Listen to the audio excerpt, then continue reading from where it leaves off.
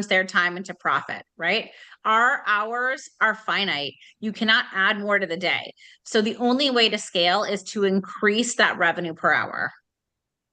Where do you Typically, find most injectors are leaking that profit per hour?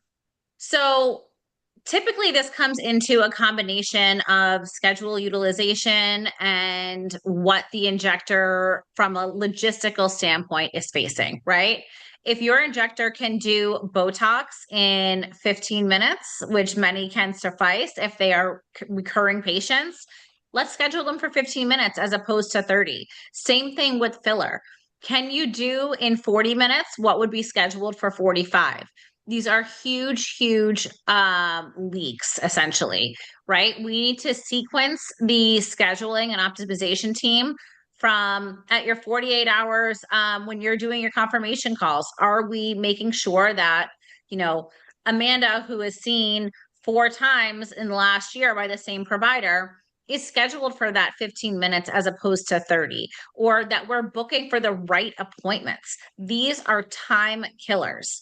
If you can get back 4 15-minute appointments a day and really open yourself up for one more hour, that is upwards of $1,000 in that next hour, as opposed to 45 minutes, then we have a 15-minute gap.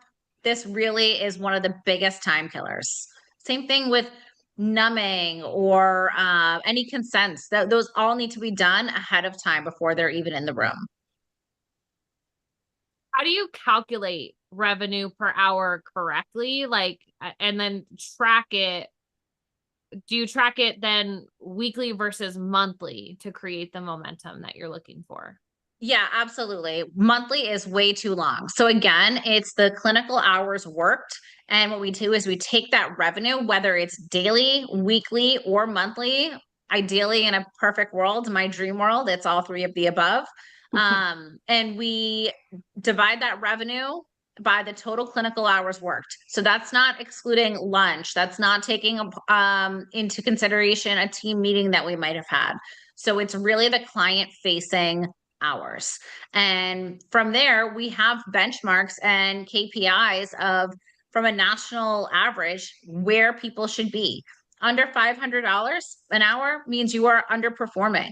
The best and top 10% of injectors in the country are doing well over $1,000 an hour. So we really need to find your sweet spot, where we want you to see. In my perfect world, I love you to be at around $900, right? That is very doable. These are not things, of course, I want you to be at 1,500 an hour, but these are doable blocks, right? And we have to anchor ourselves in high value treatments, biostimulators, combination packages of lasers, shortening time appointments, filling those gaps with high margin services, adding on that second area of talks or that lower face talks is one of my easiest, quickest ways to implement a higher revenue per hour. And you know, you ask about tracking it. So this was something that came up in our workshop as well, that we found that a lot of people aren't doing they're not optimizing their EMR. So they're wondering why my reports aren't correct. Why aren't my numbers these, of course, you know, it's not working. It's because they're blocking off, they're not using their EMR properly. So making sure that when you're scheduling people, like Amanda said, we're not blocking off sections for lunch and this and that. We really want to make sure we optimize that so that you're accurately being and you should be able to, like she said, track that daily. Yeah. And then monthly is way too long. If you're waiting a month, you're already losing. So at the bare minimum, it should be tracked weekly. And your injectors should know exactly where they are and where they have to be. If you don't have expectations for people, they kind of show up, they float around, they do their job, but nobody has ever told them, hey, we need you to be at $900 an hour, $1,000 an hour.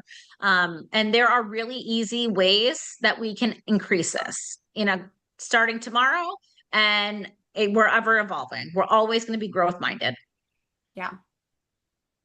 Now, let's say you inherit an injector with like a flat revenue per hour, right? Like, what are you checking first to improve it? Like, what lever do you pull and why? Yeah, I mean, the first thing I'm going to check is their average order value, right? They selling comprehensive packages? Are they just selling 20 units, which is the downfall of, anybody who is struggling with this, right? It's just, oh, she said she just wanted one syringe.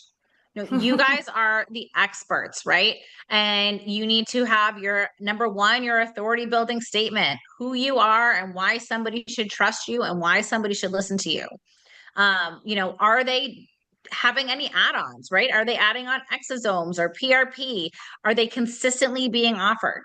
What's their utilization, right? Are their books full? Are there gaps? Can we navigate that better?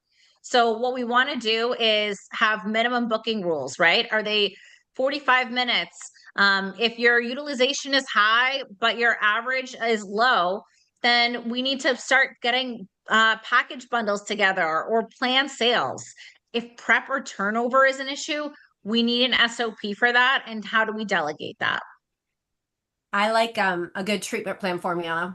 I mean, honestly, as a practitioner and a manager and all of that, that's something that I audit. So if my providers have clear expectations of what I expect of them at a new client consultation, then they're going to get there, right? If it's one of those things I see every day where people they say, "Oh, I want you to do this or do better, do more, I want a higher revenue per hour." Well, let's give them the tools to do it. So a lot of times we have to look at our own practices and what our expectations are. So where are we going to start? Where are we going to go over the next 3 months? What are we going to do to maintain it? And then in micromanaging, what do I expect to see on every new client treatment plan or care plan? Even if they don't move that way, I want to see my providers prescribe it. And then I'm going to make sure that my management team audits that and that we're constantly giving training and working and building on it. Like Amanda said, you cannot wait till the end of the month to solve a problem. You're already behind. So setting those expectations, not only of what the revenue is going to be, but the formula to get there.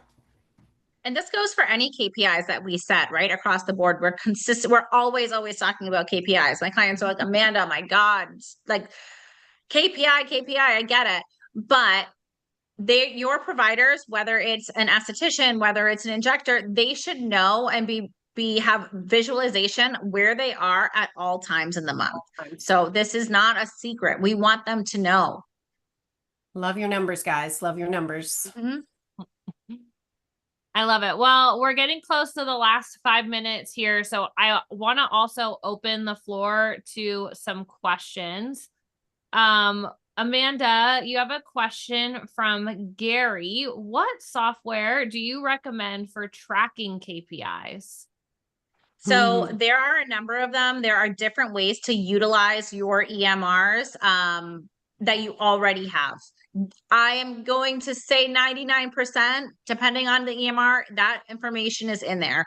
If not, we have an amazing KPI tracker spreadsheet that we use internally, and it really puts fuel to the fire, and I can absolutely help you with that. Yes, I can share this. Awesome. I'll keep my eyes open for any other questions that might come in the chat or on Instagram. I want to add something about wellness, if that's okay. Can I jump in? Yeah, jump on it. So another big takeaway from Aesthetic Next, and I thought the conference just did an amazing job of showing all areas that you would ever possibly need for your clinic. It wasn't just about if you're a provider, how to be better at that. It wasn't if you're an owner. It really encompassed. I mean, even walking around the vendor floor and seeing all of the things that you could source, and I get to meet a lot of those people. But what I saw in an amazing and a theme, and maybe Amanda and Jules, you saw the same, but I really felt like wellness was just packed into everything. I mean, I felt like everyone was kind of talking about it, and AI, but maybe I just saw that because those are two of my passions. But I think the bigger picture is like not just like Amanda was saying, how do you put those comprehensive packages together? And a lot of the courses and a lot of the vendors were sourcing and talking about what's coming and how to incorporate peptides into your clinic and utilize IVs and really look at that IM stack and how to build that bigger picture and all the systems working together. I would say that was really, really nice to see this year. And I think they did a really great job there. Yeah, I agree. Definitely. I think some of the most like commonly talked about topics that I had heard either were one around wellness and peptides, or two was like either PDGF or some Oh yeah. biostimulator. It was like I felt like I heard those words so much. I don't want to say they're overhyped because I love them both so much. But by the end of it, I was like, wow, I heard the words PDGF like 5,000 times the last Well, they time. go together, right? Like that's the same kind of mentality, right? We're moving, and again, it's my personal opinion, but we're moving away from necessarily that filler, and we're really looking internally of how we stimulate our dermis and we age backwards, and go from topical to internal, and that goes back to peptides, that goes back to our collagen induction therapies, that goes back to our laser treatments that penetrate down and up. There's like this perfect world that's coming together, and people want like to look the way they feel and feel the way they look. That's my phrase. But I actually had a client say to me today because they heard it, and I was like, "Oh my gosh, we're moving in the right direction." So I think it's the general direction of this industry for sure. I love it. I love it. Absolutely. But it's always great to stay on top of the global trends, things Mm. that have not hit the US just yet, to see what is coming down the pipeline and to educate yourself on it so that we're ready to go when it is available here. And big things are coming in Q4, everyone. Big things for wellness and compliance and availability of new treatments and product stacks. So follow us here on our channel because we'll be tracking that and talking about it. But we're gonna wait till we get the full things. But big things are coming. So I love it. I love it. Well, thank you guys so much for being here. Amanda, did you have any other last takeaways that you wanted to add in before we sign off? No, I am just so excited for what's coming next, what we can implement in our clinics safely, effectively, and from a revenue standpoint, what's going to drive that revenue and where our trends are going. And let's just keep on flying. Absolutely. Well, thank you all so much for being here. If you loved this training, make sure you share with your team or another med spa that could benefit. You can always catch the replay on our YouTube channel.